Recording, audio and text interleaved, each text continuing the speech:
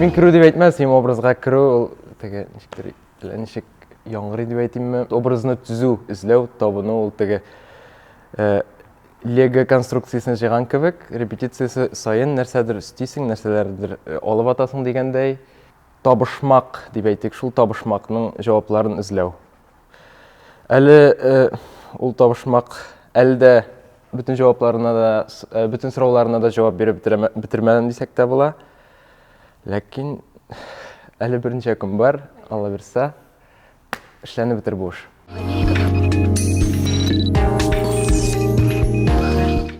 Минемчә бардыр.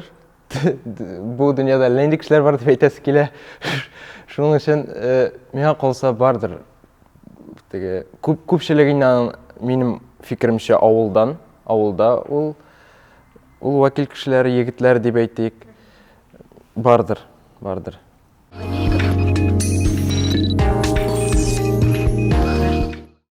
Әйе, мин моны пресс-конференцияда да әйтеп үттем инде.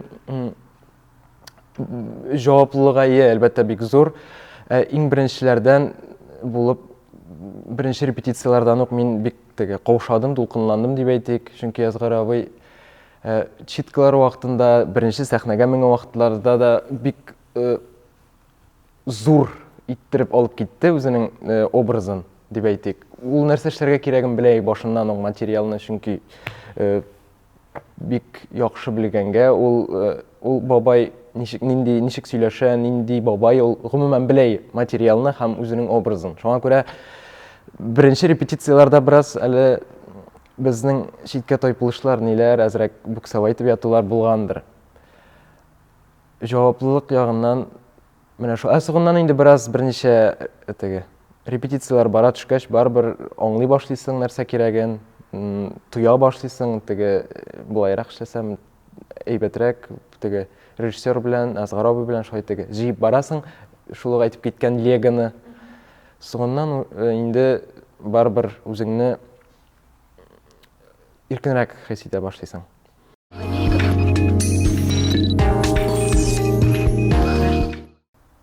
Танышуым, теге тирәнтен танышуым менә шу икенче, беренче курсларда, училищеда укыганда, без бит татар классикасы буенча әсәрләр, теге кичкенә генә отрывоклар куйдык. Һәм Гаяз Исхакыйдан минем аласы килгән әсәр, ләкин мин аны алмадым. Ничектер килеп чыкмадым, ул безнең барып чыкмадымы. Татар гакылыннан бер үзек аласы килгән иде, ләкин ул минем нәрсәдер килеп җитмәде. Башка әсәргә тукталдык без.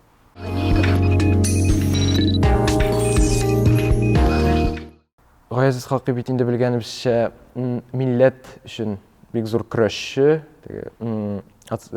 ссылкалар вакытында да, иммиграция вакытларында да милләт дип кайгырткан, һәм ул милләтнең бөтен уңай якларын, тискәре якларын, милләтне кайгырткан сорауларны әсәрендә җөпләгән. Һәм ул хәзерге вакытта да шуның өчендәдер инде бик актуаль. Чөнки татар вакилләре шул